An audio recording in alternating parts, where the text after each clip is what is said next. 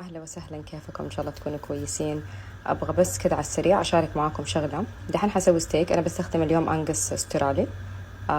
الكت ما تفرق، نفس التكنيكس على نفس، يعني أي قطعة حتاخدوها سواء سيرلوين، تندرلوين، تيبون، نفس التكنيك هذا أنا أعمله دائما قبل لا أسوي الستيك. أملحه أول حاجة وأسيبه 20 دقيقة. أوكي. الملح فيه خاصية يسموها الخاصية الإسموزية.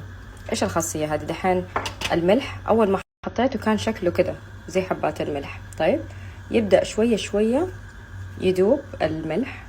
لما يدوب يسحب السوائل الموجودة في اللحم، المويات، وبعد كده يرجع يدخل مرة تانية جوا، فتلاقوا جزء من الملح ملح اللحمة من جوا. فأسويها هذه قبل ب20 دقيقة زي كأنه بعمل لها يعني نوع من أنواع ما هو كيورينج، هو بتبل اللحمة من جوا، وهذا يخليها ألذ. وبعدين طبعا لازم أمسحها بمنديل عشان تتجمر أكتر، لأنه الملح يخليها رطبة. هتلاقوا الملح يبدأ يصير كده نقط موية عليها. بس 20 دقيقة، ما يحتاج وقت أطول من كده ولا أقل من كده. يعني أقل من كده ما أحس مرة يفرق. ف20 دقيقة الوقت المناسب. شوي شوي يدوب، تبدأ يعني النكهات تدخل جوا. الملح ما له نكهة، الملح يعزز نكهة اللحم، فيبدأ يتغلغل على جوا. بالضبط، هي دي الكلمة، يتغلغل. وبعدين حتلاقوا شوية السطح فيه رطوبة. في هذا الوقت عادة أنا أكون بسوي أي شيء تاني، بسلق مثلا بطاطس، أو بجهز الأشياء اللي ححطها كسايد ديش، كطبق جانبي مع الستيك. فهنا عندي بطاطس اخترتهم مرة صغار. دقيقة أوريكم قديش حجمها. شوفوا، يعني هذه أوكي، هذه أصغر واحدة، مرة صغيرة مرة. ف أو تقدروا تشتروا اللي يجيكم جاهزين صغار.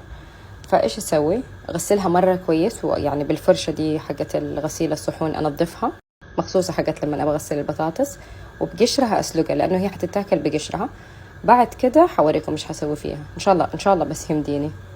الأشياء اللي في الجنب بسويها كمان. هذه الزبدة عندي كومباوند باتر، زبدة منكهاها بأعشاب، ببشر ليمون، لا مو كزبرة، بقدونس. إيش كمان حاطة فيها؟ أظن حاطة فيها بارميجانو، توم، وحطها في الثلاجة. فدحين حاخد وصلة منها، حقصها وقت التقديم وأحطها، فحتسيح مع حرارة الستيك وحتطلع شيء رهيب. بس قلت هذه أوريكم. هنا عندي البطاطس بعد ما اتسلقت بكاسة، أو عندكم اللي تهرس البطاطس كده، تضغطوا عليها بقوة وبعدين تتهرس معاكم. بعدين طبعا حندخلها الفرن عشان تصير كريسبي. هستخدم هذا السلري سولت، أي نوع ملح، بس أنا عندي الملح ده اللي بالكرفس. هحطه، وأحط فلفل أسود، وتقدروا تحطوا طبعا بابريكا، أي أعشاب تبغوها، بس أنا ما أفضل الأعشاب عشان لا تدخل الفرن تتحرق. وطبعا حطيت لها كمية مرة كويسة زيت زيتون. ودحين أدخلها الفرن مشغل من أول على درجة حرارة 250، أعلى حرارة في الفرن عندي، حرارة من فوق وتحت على المروحة. وحدخلها ألين ما تتجمر. طبعا لو احتجتوا تقلبوها في النص عادي اقلبوها. شوفوا، طلعت البطاطس من الفرن. دحين حقلبها على الناحية الثانية عشان شايفين كيف كريسبي. نفس الشيء طبعا تتبلوها من الجهة الثانية.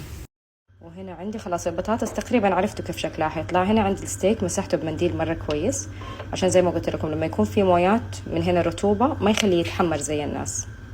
بالنسبة للمقلاية أنا بستخدم هنا مقلاية اللي هي ستينلس ستيل، ما هي نون ستيك، ما فيها طبقة من جوا سودا. فإيش حيصير هنا؟ حيديني تحمير مرة كويس، بس الأكل يلصق فيها.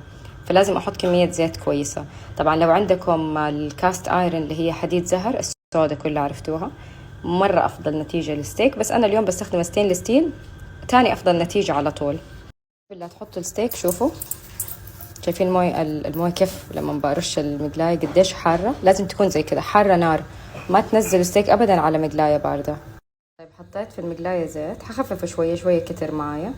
ودحين حنزل على طول الستيك عليه، بس حشيل جزء من الكمية دي. أول حاجة لو من عندكم سيرلون، شايفين قطعة الكاب هذا الدهن اللي هنا، نزلوه أول حاجة، خلوا الدهن ينزل شوية يدي نكهة لذيذة.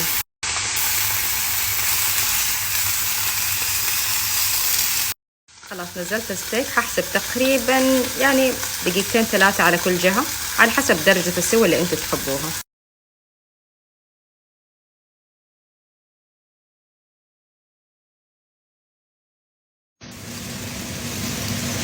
خلاص كده صار جاهز الستيك. الزبدة اللي عندي قلت لكم عليها اللي مسويها بالأعشاب. البطاطس تجنن، وبيضتين سنة سايدة، بيض عيون.